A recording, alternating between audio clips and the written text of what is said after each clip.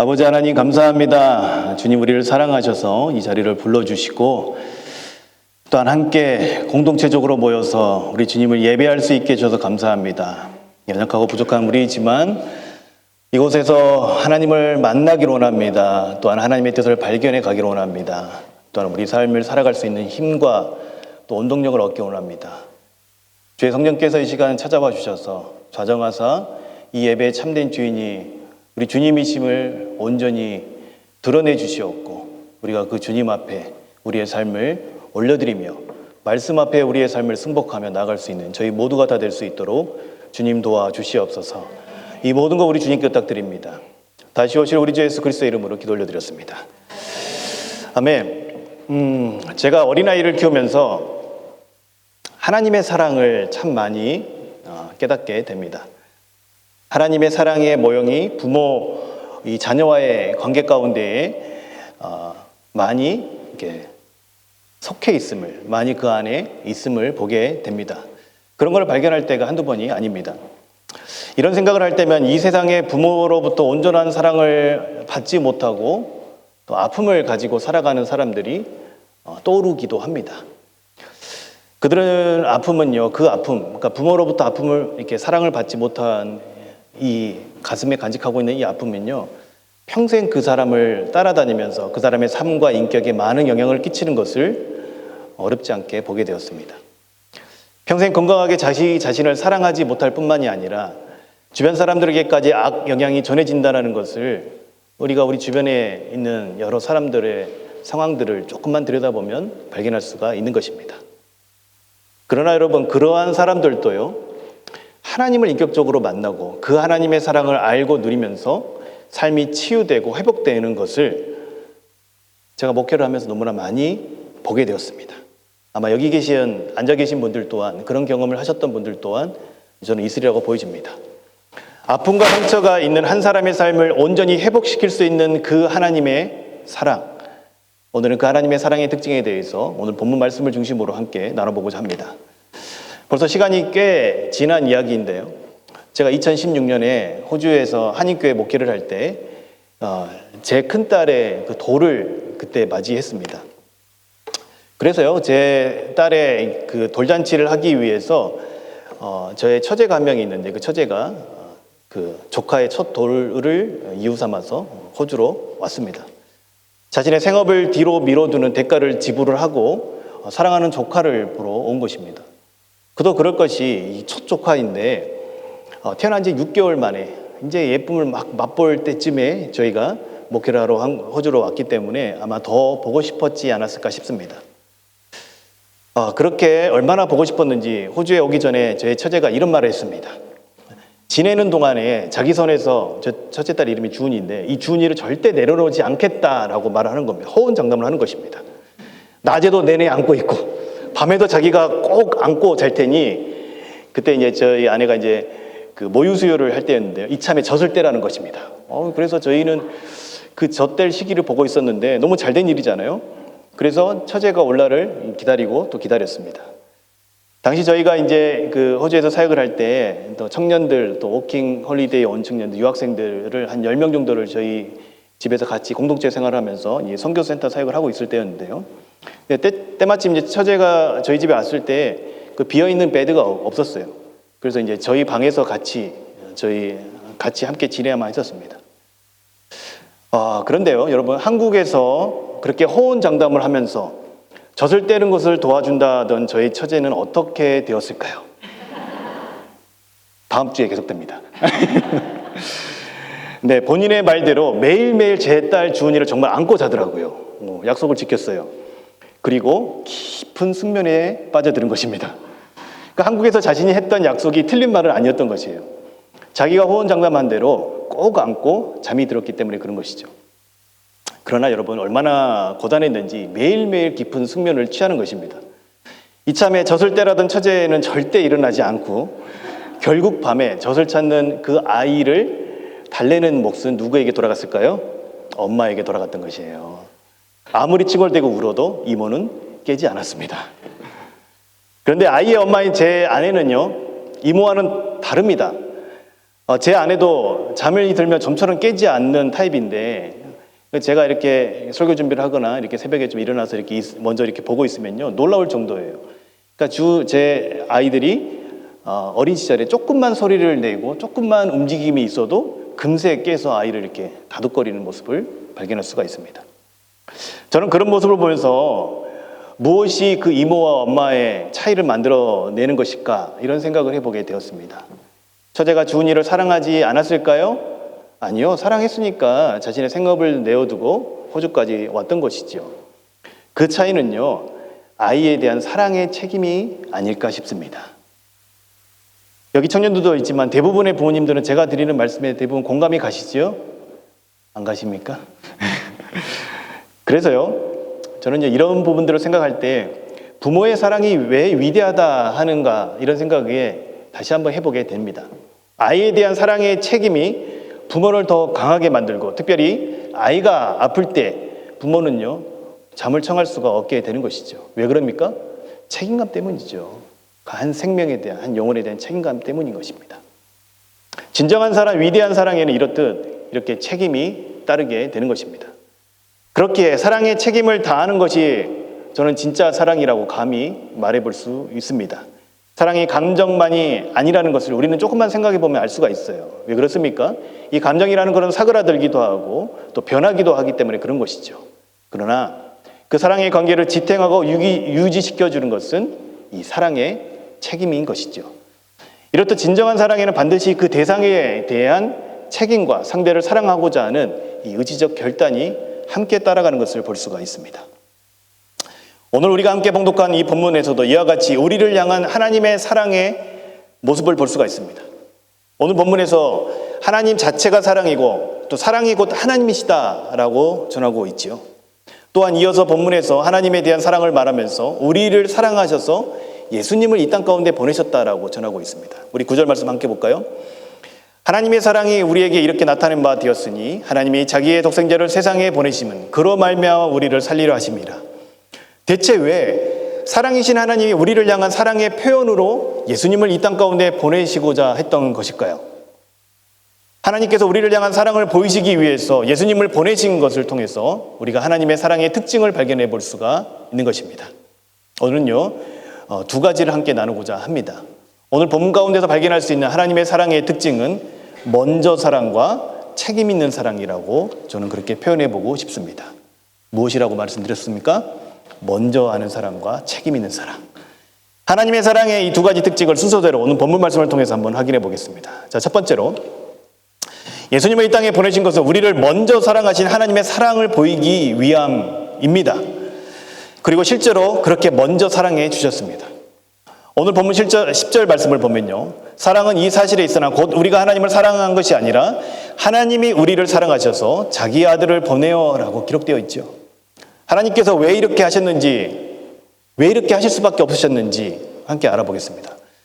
자, 여러분, 성경에서는요, 이 말씀을 이해하는 데 있어서 우리가 가지고 있어야 될 성경의 이 백그라운드는요, 하나님이 세상을 창조하셨을 때에 하나님과 이 사람은요, 아주 특별한 관계로 창조되었다라는 것을 전제하에서 이야기를 하는 것입니다. 그것을 다른 표현으로 인격적인 관계 가운데서 우리 인간을 창조하셨다라고 표현할 수 있을 것입니다. 이것은 무슨 말이냐면요, 하나님과 우리 인간이란 존재는 상관없는 존재가 아니라 하나님과 친밀한 인격적인 관계를 누릴 수 있는 그런 사랑의 관계로 하나님이 우리를 창조하셨습니다. 이는 우리는 하나님으로부터 사랑을 받고 그 사랑에 우리가 하나님께 반응을 올려드릴 수 있는 그런 존재가 바로 저와 여러분이었다라는 것이죠. 그리고 하나님은 우리의 사랑에 반응하시고 기뻐하시는 것이 성경에서 전하는 하나님과 사람의 기본적인 관계 설정입니다. 그러나 사람들은 말합니다. 하나님이 어디 계시냐고 말하지요. 우리가 사는 세상은 원래 하나님이 만드셨던 그 친밀한 모습은 온데간데 없습니다. 하나님과의 인격적인 소통은 단절된 것도 모자라 때로는 우리가 하나님의 존재를 부정하는 상태가 된 것이 지금 저와 여러분이 살아가고 있는 세상의 모습입니다. 심지어 하나님께서 택하신 백성이라고 하는 이스라엘 백성들마저도 하나님께 이렇게 항변하면서 이야기합니다. 말라기 1장 2절 말씀입니다. 여호와께서 이르시되 내가 너희를 사랑하였노라 하나 너희는 이르기를 주께서 어떻게 우리를 사랑하셨나이까 하는도다 라고 기록되어 있습니다. 하나님의 택한 백성으로 온 나라와 온 민족, 그러니까 열방 가운데에 하나님을 드러내야 될 이 이스라엘 백성들마저도 하나님께 이렇게 항변하고 있다는 것입니다. 그리고 하나님이 마치 없는 존재처럼 여기면서 그들이 살아가고 있었습니다. 그들이 드리는 예배는 하나님에 대한 경외하는 마음들이 없었습니다. 그저 의식만 남아있을 뿐이셨습니다. 살아계신 하나님이 그들의 생각에는 너무나 멀리 있기 때문에 그들에게 더 가까이에 있는 것들을 섬기고 숭배했던 것이죠. 결국엔 그것이 바로 우상숭배의 길로 나가게 된 것입니다. 같은 말라기 3장 15절 말씀에 이런 말씀이 있습니다. 지금 우리는 교만한 자가 복되다 하며 악을 행하는 자가 번성하며 하나님을 사랑하는 자가 화를 면한다 함이로다. 이렇게 말하고 있죠. 여러분, 이것은요, 하나님을 멀리하는 것이 이 땅에서 유익하다라고 말하는 것입니다. 하나님이 택한 백성이었던 이스라엘 백성들마저도 이렇게 말을 하고 있다고 한다면, 여러분, 이방 사람들은, 하나님을 모르는 사람들은 과연 어떤 모습이었을까요? 그래서 만약 하나님이 계신다면 그 증거를 달라라고 요구하고 있는 것이죠. 이스라엘 백성이 말라기 1장 2절에 했던 그 고백, 여호와께서 이르시되 내가 너희를 사랑하였노라 하나 너희는 이르기를 주께서 어떻게 우리를 사랑하셨나이까 하는도다. 여러분, 이 표현은요, 이렇게 말씀드려 볼 수가 있습니다. 하나님 당신이 나를 사랑하신다고 하셨는데 어떻게 우리가 그걸 알 수 있습니까? 어떻게요? 그 증거를 보여주시죠. 만약 당신이 진정으로 우리를 사랑한다면, 우리를 사랑하고자 한다면 그 증거를 무엇으로 보여주기를 원하십니까? 택한 백성인 이스라엘 백성이 하나님께 이런 항변을 하고 있는 것입니다. 그리고 그 사랑의 증거를 보여달라고 하는 것이죠. 사랑하는 여러분, 비단 그들뿐만이 아니라 모든 사람들은요, 이스라엘 백성들뿐만 아니라 저와 여러분, 우리 모든 사람들은 사랑의 증거를 요구합니다. 예를 들어서 한번 우리 생각을 해볼까요? 여기 청년들이 같이 함께 우리 예배드리고 있는데 가장 쉬운 예가 연인과의 관계가 아닐까 싶습니다. 연인들 사이에서는요, 이런 대화가 익숙합니다. 여러분 잘 들어보세요. 제가 여자 목소리를 내도 좀 너무 이렇게 거부 반응 보이지 마시고, 여자가 묻습니다. 오빠, 나 사랑해? 아, 남자 목소리예요? 네. 그러니까 이렇게 여자 목소리를 들으세요. 자, 오빠 나 사랑해. 자, 이렇게 여자가 물을 때 남자가 대답합니다. 뭐라고 말합니까? 응, 사랑하지. 남자가 너무 기계적으로 대답한 것 같아서 여자가 다시 묻습니다. 얼마만큼 사랑해? 즉답을 하려다가 남자가 잠시 망설입니다. 왜 그럴까요? 정신을 바짝 차리지 않으면 후폭풍이 너무 클 것 같기 때문에, 그래서 남자가 나름대로 지혜로운 답을 하죠. 어떻게 말합니까? 널 향한 나의 사랑을 어떻게 측량할 수 있겠어? 라고 대답을 합니다. 그러자 그 여자가 그 대답을 만족하지 못하고 또다시 묻습니다. 그러면 그 증거를 대봐. 내 그 마음을 구체적으로 표현해줘.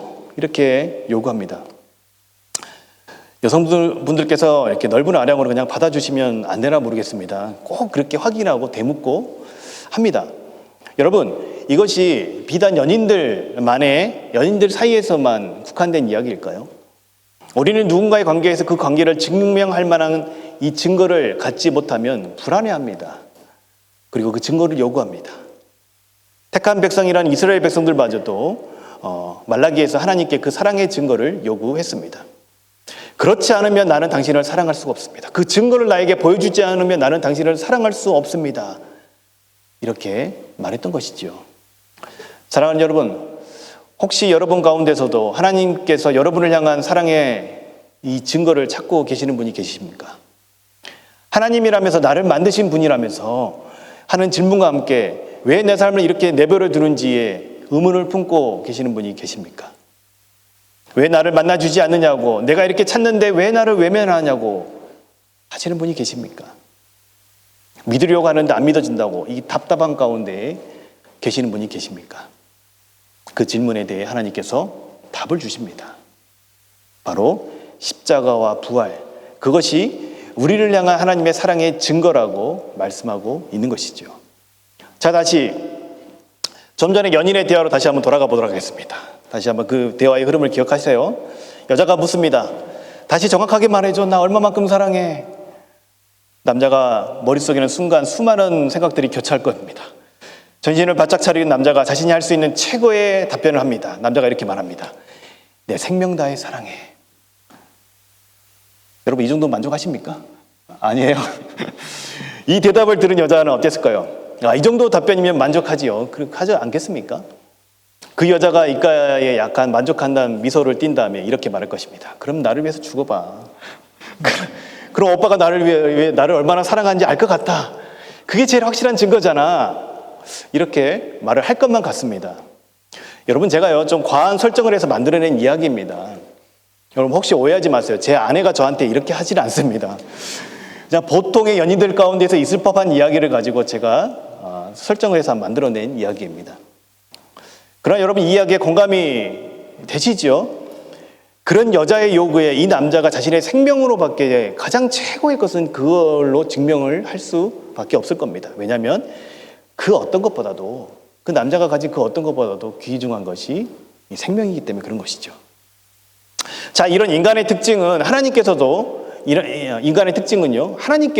그런 것을 요구한다는 것입니다. 그렇게 하나님의 사랑의 증거를 요구하는 우리에게 하나님께서 예수 그리스도를 통해서 그 사랑의 증거로 보이신 것이 바로 십자가의 죽음이라는 것입니다. 내가 너희를 이렇게까지 사랑한단다라며 자신의 생명을 내어줌을 통해서 보여주셨습니다. 그리고 십자가에서 죽은 그 한 청년의 죽음이 한 사람의 죽음이 아닌 하나님 자신의 죽음임을 무엇으로 우리 가운데 보여주셨습니까? 부활을 통하여서 확증해 주셨다라는 것입니다. 하나님은 십자가와 부활을 통해서 하나님이 우리를 얼마나 사랑하시는지 보여주셨습니다.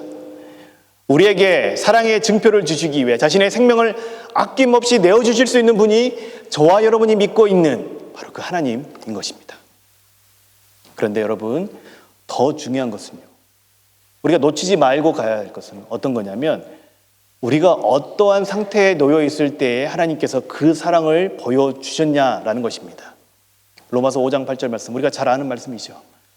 우리가 아직 죄인 되었을 때 그리스도께서 우리를 위하여 죽으심으로 하나님께서 우리에 대한 자기의 사랑을 어떻게 해요? 확증하셨느니라.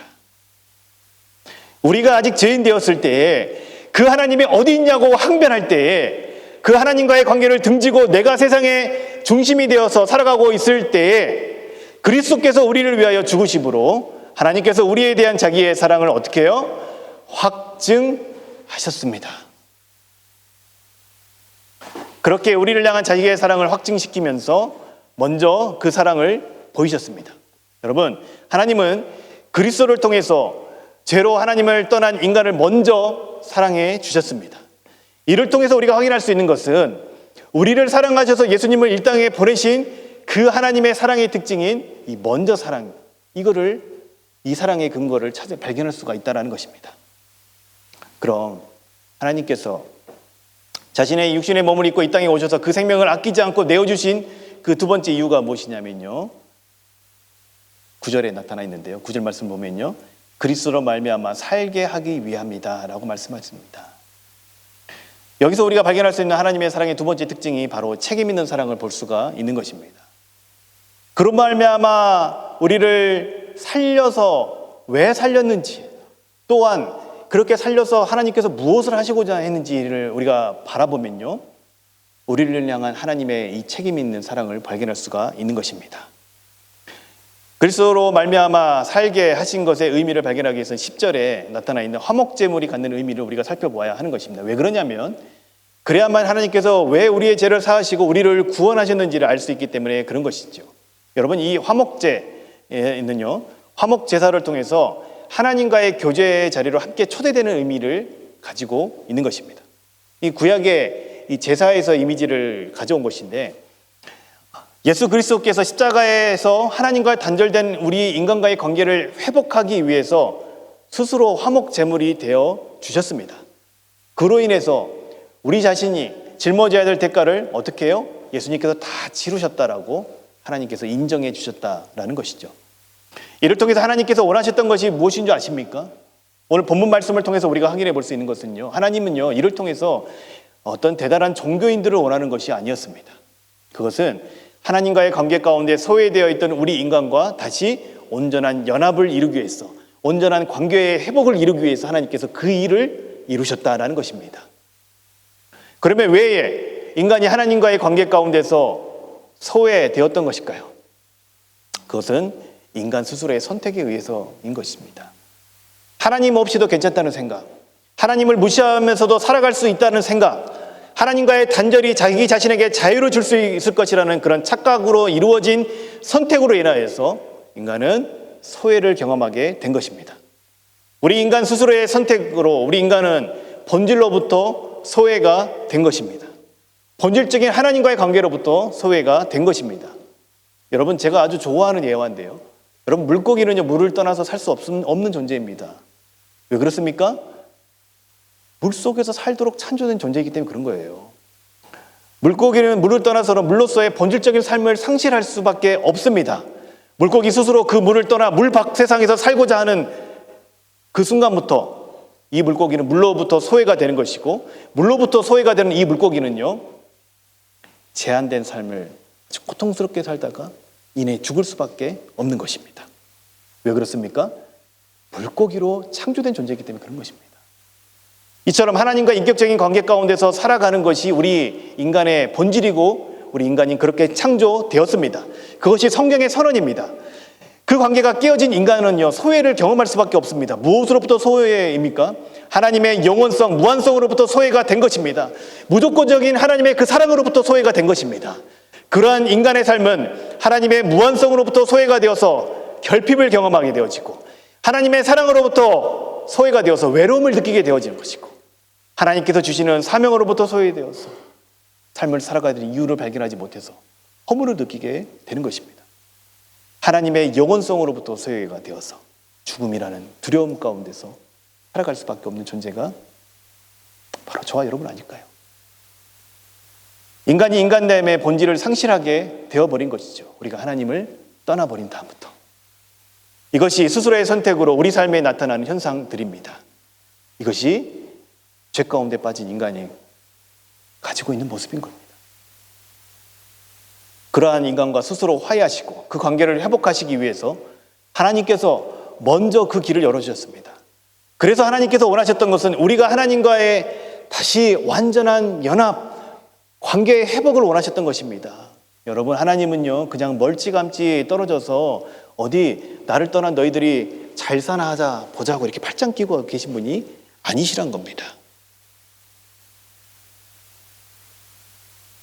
그러다가 이렇게 팔짱 끼고 관망하다가 어느 날 갑자기 나타나서, 오, 네가 나를 떠났어? 너는 네가 나를 몰라? 네가 나를 외면했어?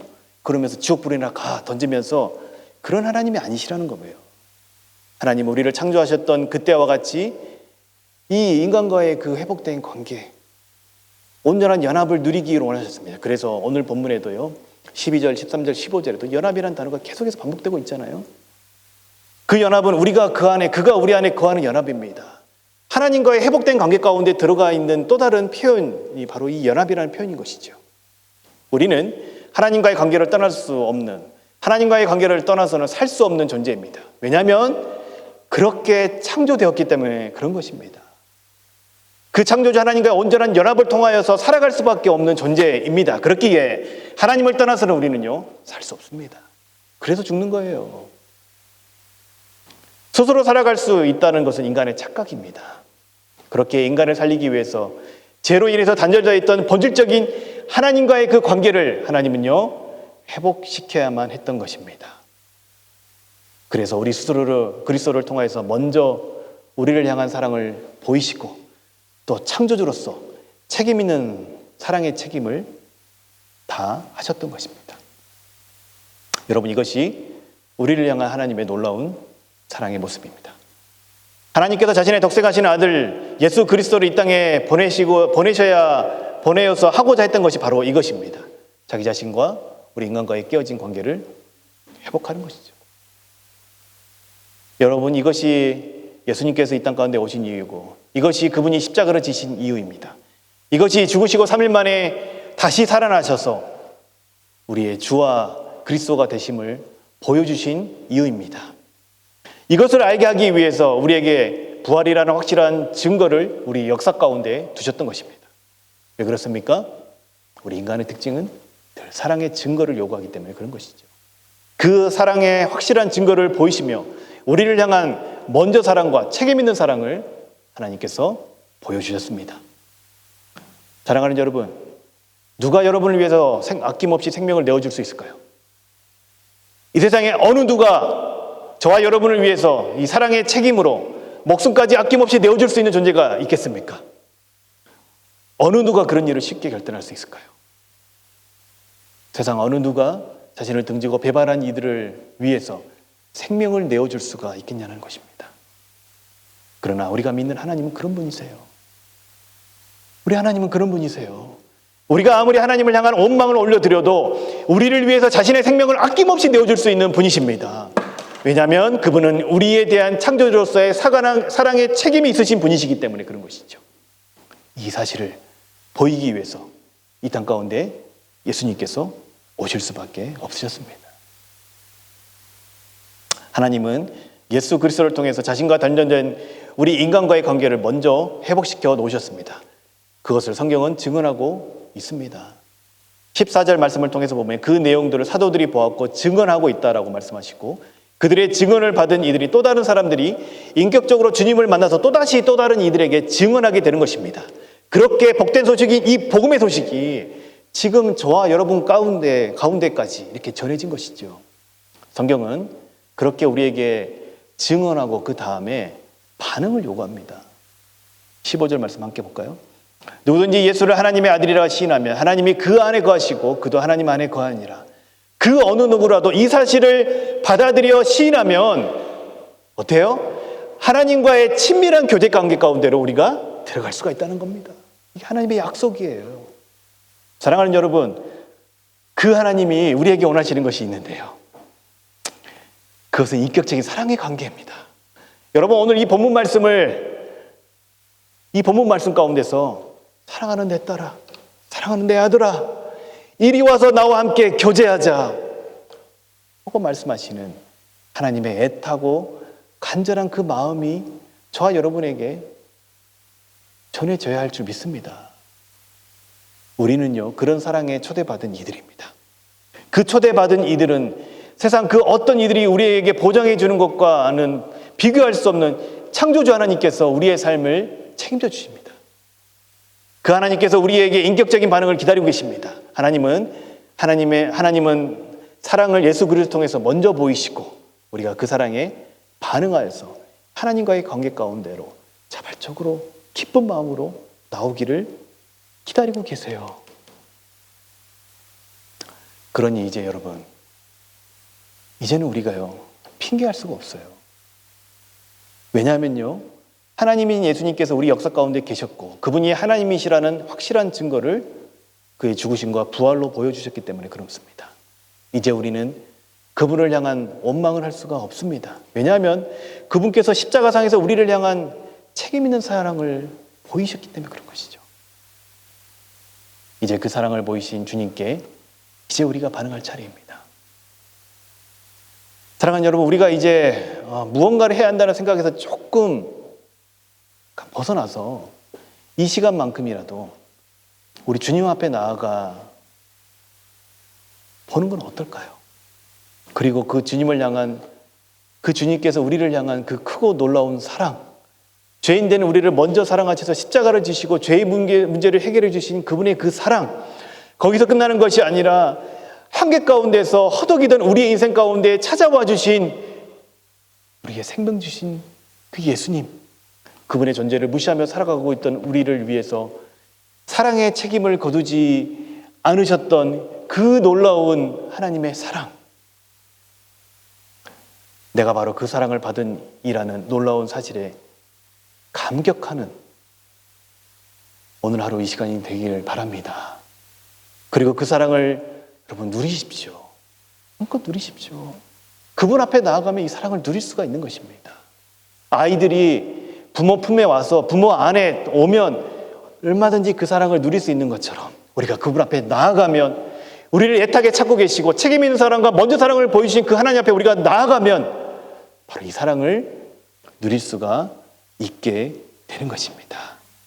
성령 하나님께서 지금 이 순간 저와 여러분의 마음에 이 하나님의 사랑이 흘러넘치게 되는 은혜가 있게 되기를 축복합니다.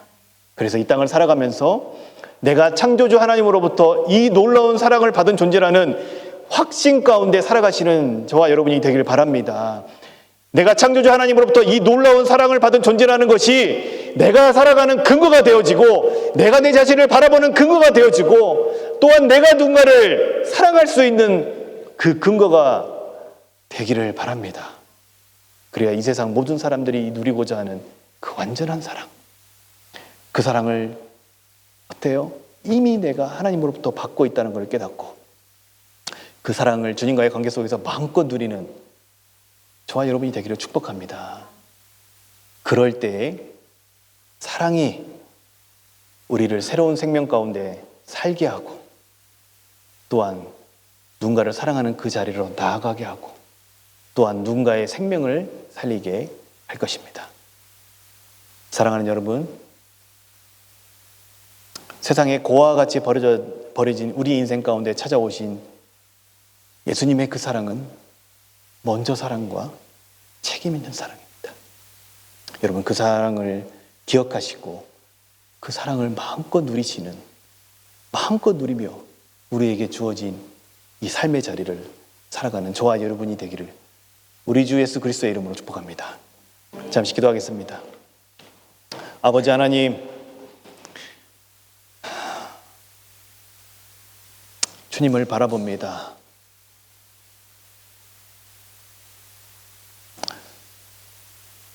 우리가 아직 죄인 되었을 때에 우리를 향해 보여주신 그 놀라운 사랑, 창조주로서 우리를 포기할 수 없어서 보여주신 그 하나님의 책임 있는 사랑, 주님, 그 사랑 앞에 나아갑니다. 우리의 연약함, 우리의 허물, 우리의 모든 것들 붙들고 주님 앞에 나아갑니다. 우리의 있는 모습 그대로 나아갑니다. 그 아버지 품에 나아가오니 주님, 우리를 받아주시고 여기 모여있는 주의 백성들, 그 아버지의 사랑을 마음껏 누리며 그 아버지의 사랑이 다시금 우리 마음 가운데에 우리를 살아가게 하는 힘과 원동력이 될 수 있도록 주님 도와주시옵소서. 그리하여 정말 내가 먼저 살고, 그리하여 우리와 관계되는 모든 사람들의 생명을 살리는 우리의 모든 인생이 되어질 수 있도록 주님 함께하여 주시옵소서. 이 모든 것 주님께 부탁드리오며 다시 오실 우리 주 예수 그리스도의 이름으로 기도 올려드립니다.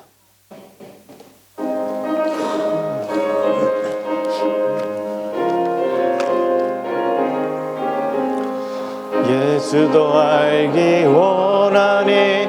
크고 넓은 은혜와 대속해 주신 사랑을 간절히 알기 원하네. 내 평생의 소원, 내 평생의 소원, 대속해 주신 사랑을 간절히 알기 원하네. 성령이 스승되셔서 진리를 가르치시고 거룩한 뜻을 깨달아 예수를 알게 하소서. 내 평생의 소원, 내 평생의 소원, 대속해 주신 사랑을 간절히 알기 원하네. 성령의 감화 받아서 하나님 말씀 배우니 그 말씀 한절한절이 내 맘에 교훈되도다. 내 평생의 소원, 내 평생의 소원, 대속해 주신 사랑을 간절히 알기 원하네. 예수가 계신 보좌는 영광에 둘려 있도다. 평화의 왕이 오시니 그 나라 완성하도다. 내 평생의 소원, 내 평생의 소원, 간절히 알기 원하네. 우리를 향한 하나님의 무한하신 사랑을 보여주셔서 감사합니다. 돌이켜보고 곱씹어보면 그 사랑이 너무 커서 감격할 수밖에 없습니다. 또한 자격도 조건도 없는 우리를 왜 그렇게 사랑해 주시는지 그 은혜에 또다시 감격하게 됩니다. 우리를 향한 창조주의 책임 있는 사랑을 거두지 않으시고 우리에게 생명을 주셔서 감사합니다. 또한 우리가 이 땅을 살아가는 우리의 필요를 채워주셔서 감사합니다. 무엇보다도 우리가 아직 죄인되었을 때에 그리스도를 이 땅에 보내셔서 죄의 문제를 해결하시고 먼저 사랑해 주셔서 감사합니다. 그 하나님 우리의 삶의 참된 주권자이심을 우리의 작은 소유를 드림으로 고백하고자 합니다. 과부의 두렙돈 같은 마음으로 주님께 올려드리는 이 예물을 받아 주시옵소서. 이 예물이 주의 나라를 위해서 값있게 사용될 수 있도록 사용하는 이들에게 지혜를 더하여 주시옵소서. 또한 주께서 우리의 삶을 책임져 주시는 분이심을 인정하는 마음으로 드리는 성도들의 삶의 자리 가운데 우리 주님 찾아가 주시옵소서. 삶의 문제를 주님께 맡겨드리는 그 간절한 기도 가운데 역사하여 주셔서 하나님의 살아계심을 보여주시옵소서. 그래야 살아계신 하나님이 우리 삶에 여전히 역사하는 분이심을 사실적으로 믿고 살아가며 우리의 삶을 주님께 산제사로 올려드릴 수 있는 우리 모두가 다 될 수 있도록 주님 도와주시옵소서. 이 모든 걸 우리 주님께 부탁드리오며 다시 오실 우리 주 예수 그리스도의 이름으로 기도 올려드렸습니다. 아멘.